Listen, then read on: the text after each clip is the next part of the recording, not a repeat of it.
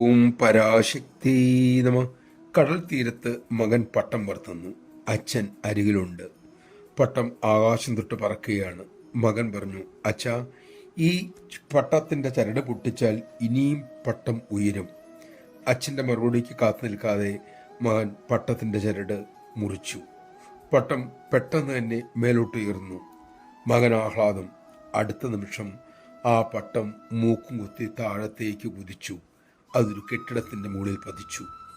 മകൻ ദുഃഖത്തോടെ പറഞ്ഞു, അതെന്താ അച്ഛാ താഴേക്ക് പോകുന്നത്?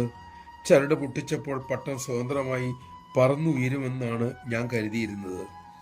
സ്നേഹപൂർവ്വം അച്ഛൻ പറഞ്ഞു, മോനെ, ചരട് ആ പട്ടത്തിന് പറക്കാൻ തടസ്സമായിരുന്നില്ല. നീയാണ് അങ്ങനെ കരുതിയത്.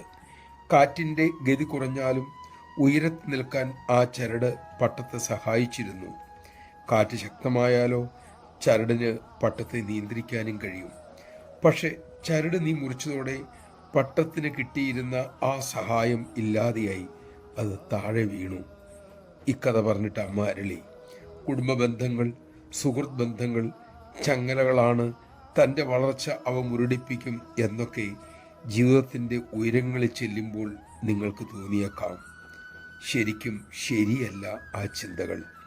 വേണ്ടപ്പെട്ടവരുടെ പിന്തുണ, പ്രോത്സാഹനം ഉയരാനും ഉയരങ്ങളിൽ നിൽക്കാനും ആവശ്യമാണ് മക്കളെ. നമഃശിവായ. നാം പിന്നിട്ട വഴികൾ, അവിടെ നമുക്ക് കൈത്താങ്ങായി നിന്നവർ, അവരെ ഒരിക്കലും മറക്കരുത്. ആ മറവി നമ്മുടെ തോൽവിയായി തീരും.